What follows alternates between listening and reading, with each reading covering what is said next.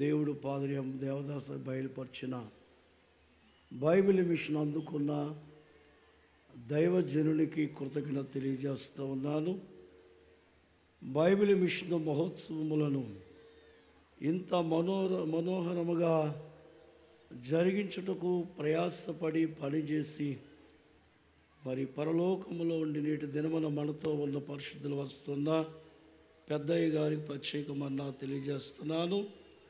అలాగే Bible machine అధ్యక్షులైనటువంటి అయ్యగారికి, అలాగే ఉపాధ్యక్షుల అయ్యగారికి, కార్యదర్శి అయ్యగారు, ఉప కార్యదర్శి అయ్య నలుగురు అధికారులైన అయ్యగారులకు ప్రత్యేకమైన నా మరణ తెలియజేస్తూ ఉన్నాను.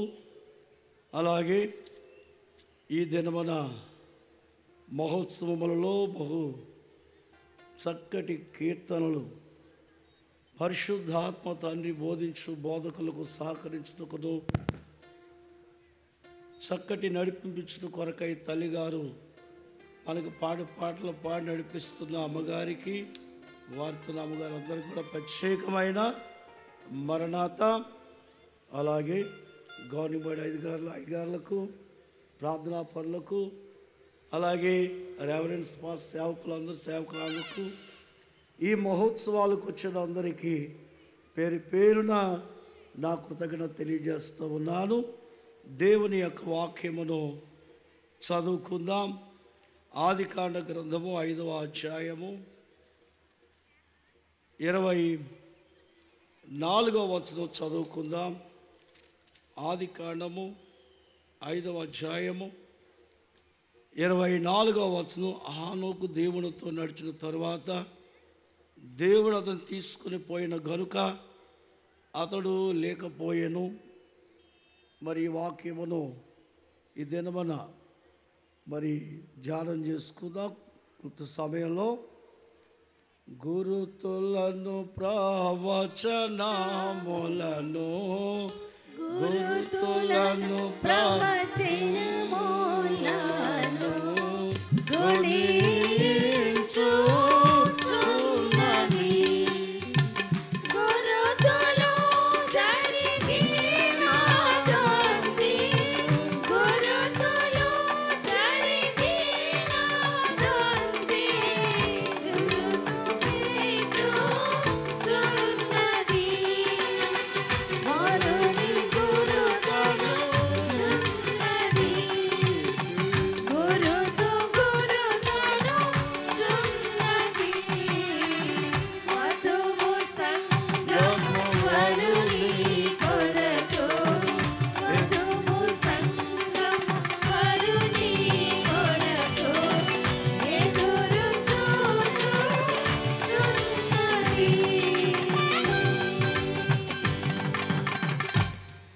హానోకు యొక్క చరిత్ర క్లుప్తంగా ధ్యానం చేసుకుందాం. మరి కాలములను సమయములను గుర్తుపట్టి దేవుని ప్రవచనములను గుణించి యేసుక్రీస్తు ప్రభు రెండవ రాకడకు సిద్ధము కావాలని అనేకమైన గొప్ప సందేశములను అందించి యావత్తు ప్రపంచమును పరిశుద్ధాత్మ దేవుని చేతికి అప్పగించి ఈ గొప్ప కార్యములు జరిగించడం కొరకై దైవజనులు అందుకున్న బైబిల్ మిషను అదే పందాను కొనసాగిస్తూ ఉన్న మన నాయకులు, మన కన్వీనర్ గారిని బట్టి, అలాగే మిషనతను బట్టి మరోసారి మరి మన నాయకులకు, మరి కన్వీనర్ గారికి ప్రత్యేకంగా మరణ తెలియజేస్తున్నాను. హానోకు యొక్క చరిత్రలో మనం చూసినట్లయితే మరి దేవుని యొక్క లేఖనాన్ని ఒకసారి చూద్దాం. దావీదు కీర్తన 49:15 వచనంలో ఇలాగ రాయబడి ఉంది: పాతాళ వశములో నుంచి నీవు నన్ను విడిపించితివి. అంటే పాతాళం యొక్క వశం కాకుండా దేవుని యొక్క కాపుదల కలిగిన వ్యక్తి ఎవరైనా ఉన్నారా అంటే బైబిల్ గ్రంథం అంతటిలో హానోకు అని చెప్పక తప్పదు. అలాగే హానోకును గురించి దావీదు కీర్తనలో మరొకసారి అంటే హానోకును కాదు కానీ భక్తుల యొక్క నడవడిని తెలియజేసే మాటలు మనం చూస్తున్నట్లయితే 73వ కీర్తన 24వ వచనంలో చూస్తున్నట్లయితే మహిమకరమైన నడక నడవాలి అని చెప్పి ఈ వచనంలో ఉంది. భూలోకములో పాతాళ వశం కానివారు ఎవరైనా ఉన్నారంటే అది ఆనోకే.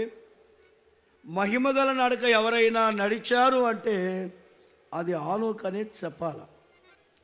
కాబట్టి ఈ వచనమును గూర్చి మరి చూస్తున్నట్లయితే మనం 11వ అధ్యాయం హెబ్రీ పత్రికలో రాయబడినట్లు 11:5లో ఏమని ఉందంటే ఆనోకు విశ్వాసాన్ని గురించి రాస్తూ ఉన్నాడు. కాబట్టి పౌలు రాసిన మాటలు చూసినట్లయితే యూదులైనటువంటి వారికి విశ్వాసమును గూర్చిన సంగతులు శ్రేష్టమైన విషయాలుగా వారు భావిస్తారు. అది అబ్రహామును బట్టి వారు అభ్యాసం చేసుకున్నట్లుగా మనము చూస్తూ ఉన్నాం. కాబట్టి మరి వారి యొక్క మరి కార్యములన్నిటిలో కూడా మరి పౌలుగా రాసిన హెబ్రీ పత్రికను చూసి మరి యూదులైన వారు బహుశ్రేష్టంగా ఆలోచించేవారుగా ఉన్నట్లు చరిత్ర చెబుతూ ఉంది. అయితే మరి చూస్తున్నట్లయితే ఇశ్రాయేలీలైన వారు బబులోను చెరలో ఉన్నప్పుడు వారి పౌరాణికమైనటువంటి కథలు చూసినప్పుడు ఆనోకు యొక్క కథ అందులో ఒకటి కనబడుతూ ఉంది. కాబట్టి ఆనోకు యొక్క కథ యూదులైన వారికి ఆ అన్యులైనటువంటి వారి జీవితాలను వారి యొక్క ప్రశ్నలకు తగిన జవాబుగా నిలిచింది కనుక యూదులైన వారు మా దేశంలో శ్రేష్టమైన వారే అని చెప్పడానికి ఆనోకు యొక్క చరిత్ర కనబడుతుంది.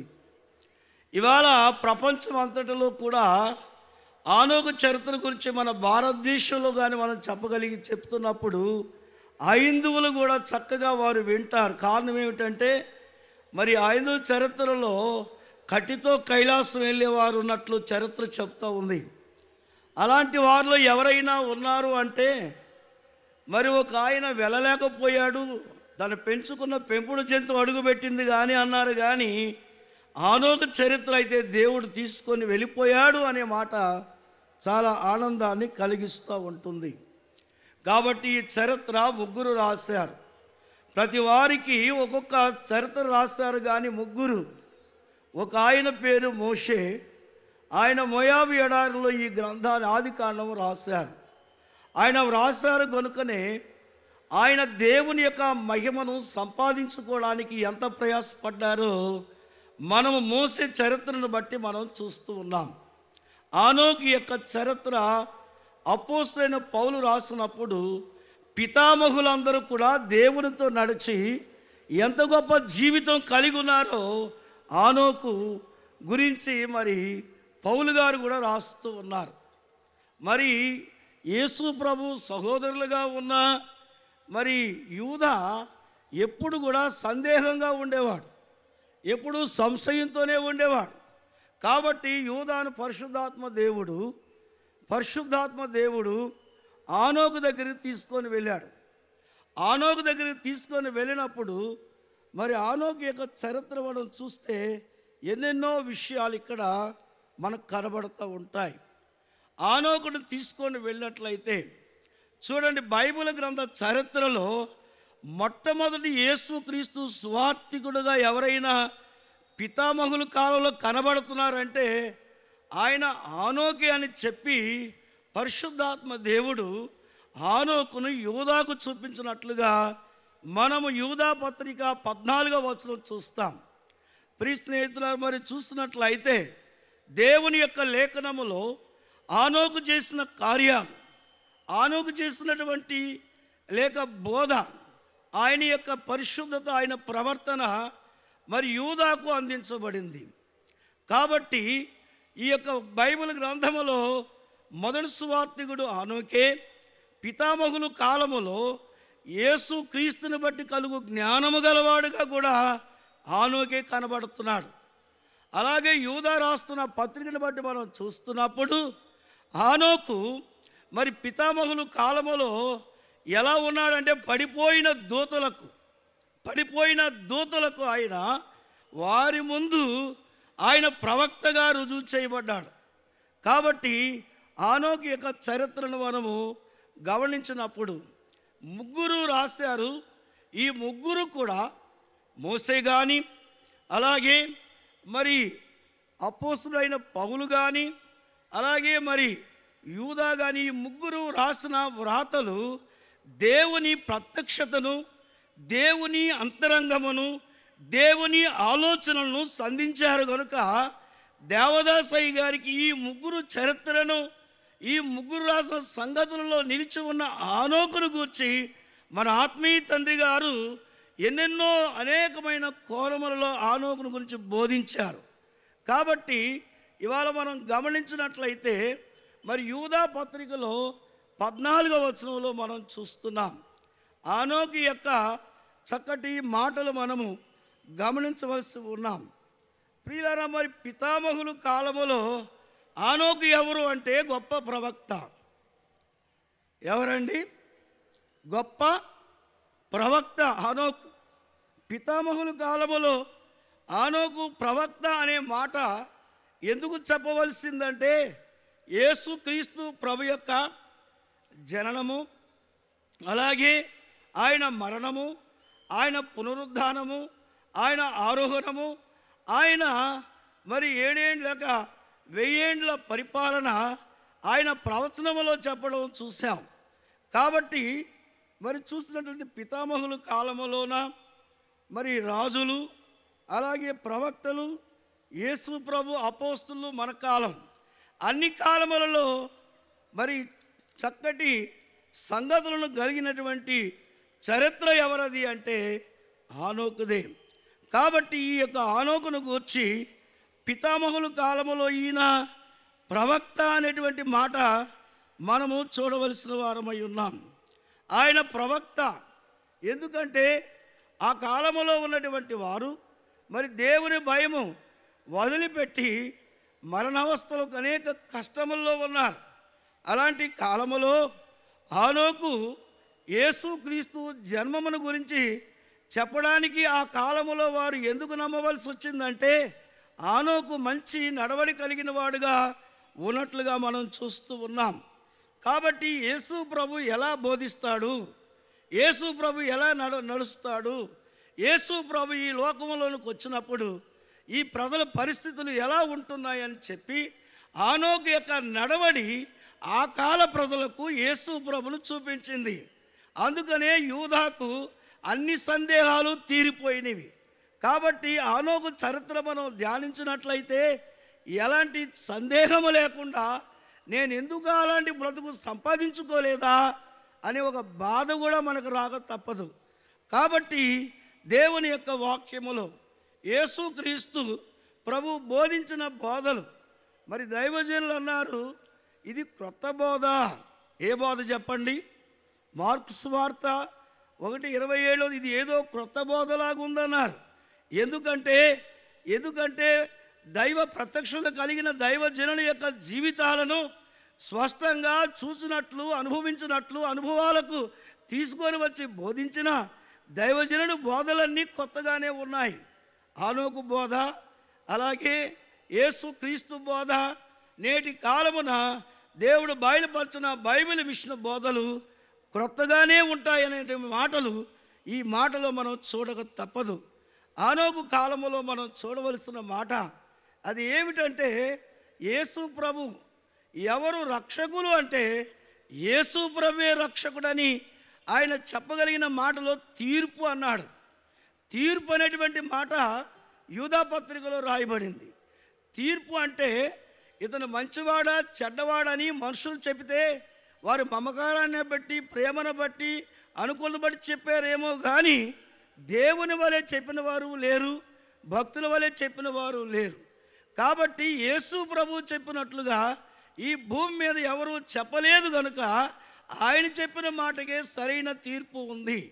కాబట్టి మనం చూస్తే రోమాపత్రిక 8వ అధ్యాయములో తీర్పు తీర్చువాడు ఎవడు? మరణించిన క్రీస్తు యేసు అనేటువంటి మాట వ్రాయబడింది.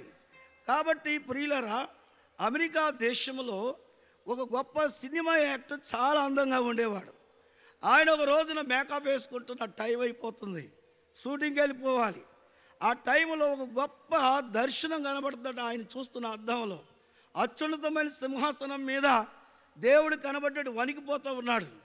ఆ పక్కనే అందమైన యాక్టర్ కనబడుతున్నాడు. ఆయన అంటున్నాడట, ఇదిగో ఈయన నాలాగే ఉన్నాడు, నాలాంటి అందగాడు, ఈయనకి మంచి విలువ ఉంది అని చెప్పి ఆ సింహాసనం మీద ఉన్న వానికి చెప్తున్నాడట. చెప్తూ ఉంటే ఈయన చూస్తూ ఉండగా అప్పుడు అంటాడట, ఈయన మీద హక్కులని నావే తండ్రి అని చెప్తున్నాడట. చెప్తున్నప్పుడు వినే ఆయన అన్నాడట, చూస్తూ ఉన్నాడు తండ్రి ఆ యొక్క సింహాసనం, ఆ దర్శనం లేక ఆయన ప్రత్యేకంగా ఆ యొక్క అద్దంలో చూస్తున్న సంగతి. వెంటనే మరొక ఆయన ఒళ్ళంతా నలిగిపోయి గాయాలై వస్త్రాలు చిరిగిపోయి రక్తం కారుతూ నిలబడ్డాడట. ఏమంటున్నావంటే, ఈయన నా మనిషి అంటున్నాడట. ఆయన అంటున్నాడట, ఈయన నా మనిషి అంటున్నాడట. నిజమే తండ్రి, నిన్నటి వరకు ఈయన నీ మనిషే కానీ లేక ఆ యొక్క అందగాడైన ఆయన మనిషే కానీ ఈయన కొరకు నేను గాయపడ్డాను, ఈయన కొరకు నేను శ్రమ పడ్డాను, ఈయన కొరకు నేను కష్టపడ్డాను కనుక నేను గాయపడి సంపాదించుకున్నాను, ఈయన నా మనిషి అన్నాడట. వెంటనే ఈ యొక్క సినిమా యాక్టర్ వెంటనే ఆందోళన పడిపోయి వెంటనే చూసినప్పుడు ఈ యొక్క మోసపూర్వమైనటువంటి జీవితం నుండి విడిపించవాలి ఎవరంటే ప్రభువైన యేసుక్రీస్తుని అర్థమైందట. అందుకని ఎవరు తీర్పు తీర్చారు అంటే, ఆ అందమైన మనిషి లోకమైన అందమైన ప్రపంచాన్ని చూపిస్తూ ఉంటే తండ్రి సింహాసనం తీసుకొచ్చింది ఎవరు అంటే గాయపడిన క్రీస్తు యేసే.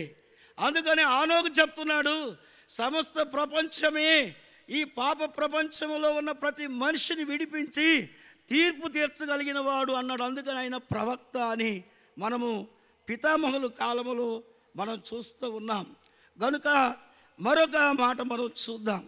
ఆనోకులో మనం చూస్తే దేవునితో నడిచినవాడు, దేవునితో నడుచుట అనే మాట మనం చూస్తే చాలా ఆశ్చర్యమైనటువంటి మాట ఇది.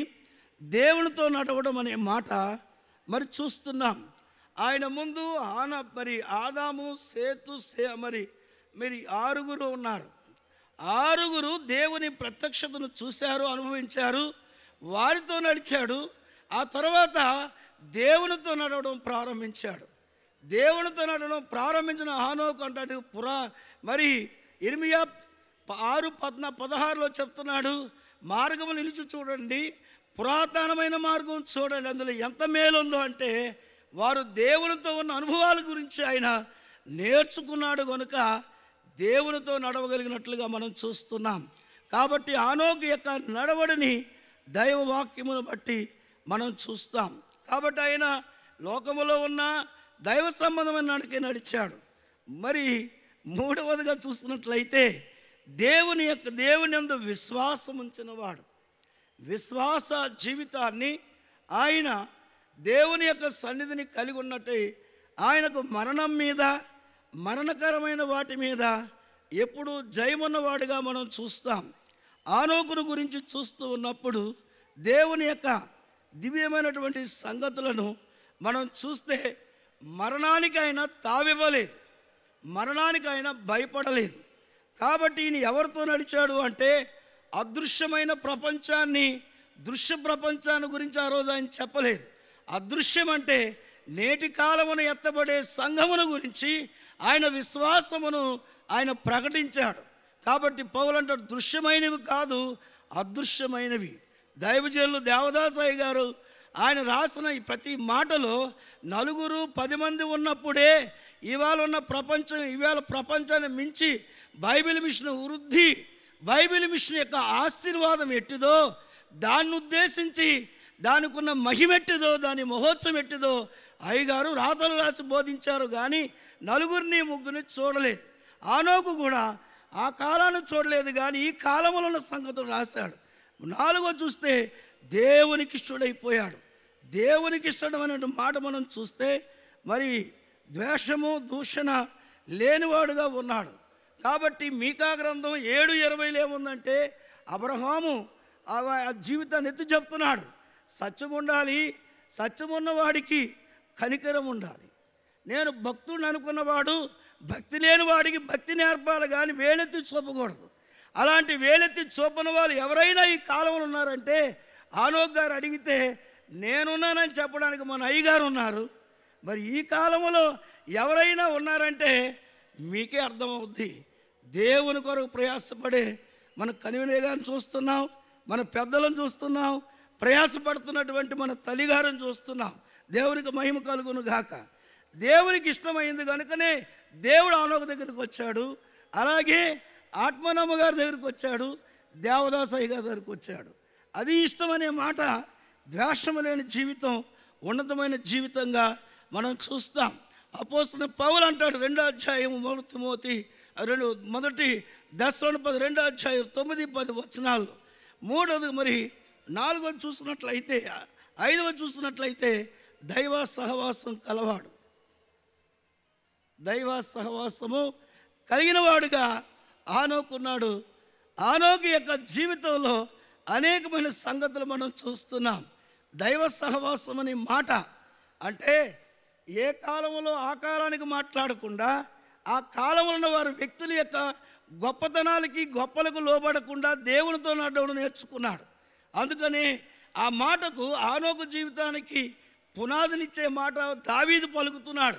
1 దినవృత్తాంతములు 29:15 మా పితరులందరూ నీ సన్నిధిని అతిథులు ఉన్నారు, గౌరవనీయులుగా ఉన్నారు, గౌరవించబడ్డారయ్యా అని చెప్పి దావీదు అతిశయిస్తూ ఉన్నాడు.